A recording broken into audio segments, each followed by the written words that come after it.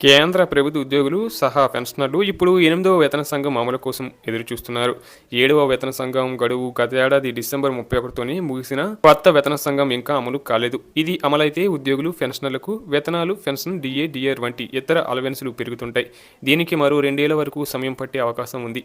అయితే కొత్త వేతన సంఘం అమలయ్యేలోపు కూడా కేంద్ర ప్రభుత్వ ఉద్యోగులకు డిఎన్ఎస్ అలవెన్స్, డిఏ, పెన్షనర్లకు డిఆర్ వంటివి పెరగాల్సి ఉంటుంది. పెరుగుతున్న ధరలకు పరిహారంగా కేంద్రం ఈ డిఏ/డిఆర్ ప్రకటిస్తుంటుంది. దీనిని ఏటా 2 సార్లు కేంద్రం సవరిస్తుంటుంది.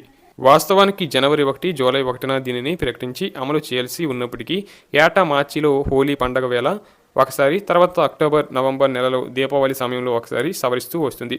ఆలస్యంగా సవరించినా అమలు చేసేది మాత్రం జనవరి 1, జూలై 1 నుంచి అని చెప్పొచ్చు.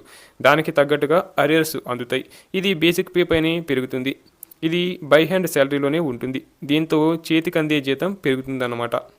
ఈ ఏడాది జనవరి నెల అప్పుడే అయిపోయింది. దీంతో కేంద్ర ప్రభుత్వ ఉద్యోగులు, పెన్షనర్లు ఈసారి ఎంత పెరుగుతుందని చూస్తున్నారు.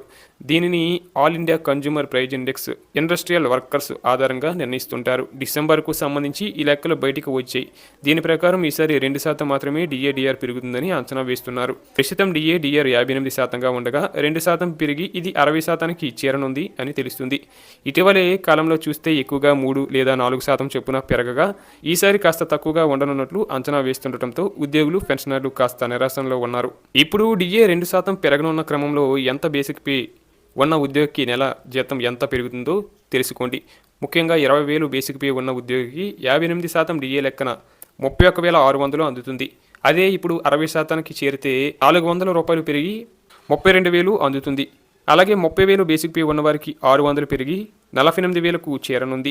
అలాగే 50,000 బేసిక్ పే ఉన్నవారికి 58%పై చూస్తే 79,000గా ఉండగా ఇది ₹1,000 పెరిగి 80,000కు చేరనుంది. అలాగే ₹1,00,000 బేసిక్ పే ఉంటే వారికి నెలకి 2,000 పెరిగి 1,02,000కు చేరుతుంది.